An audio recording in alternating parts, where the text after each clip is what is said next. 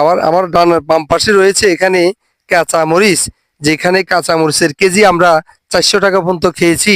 এখন এই রমজানে আমাদের কাঁচা মরিচ মাত্র 60 টাকা কেজি।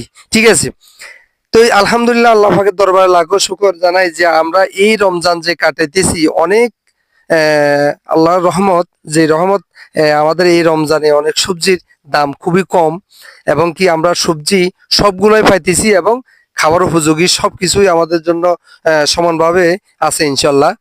তো আমরা এই যে সবজি যদি সকলেই যদি আমরা সবজি চাষ করি, তাহলে আমাদের এই রমজান এবং কি রমজানের বাইরেও এই সবজি যখন চাষ করব তখন আমাদের সব কিছু আমাদের পর্যাপ্ত পরিমাণ থাকবে।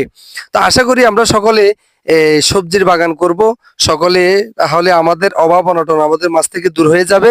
সকলেই আমরা সবজি চাষ করব, আর সবজির জন্য আগ্রহী হব। সব কিছু আমরা এই ভালোভাবে এগুলা চাষ করব। আর সকলে আজকের জন্য আমার এখানে কথা বলা শেষ। সোনার বাংলাদেশ, আসসালামু আলাইকুম ওয়া রাহমাতুল্লাহি ওয়া বারাকাতুহু।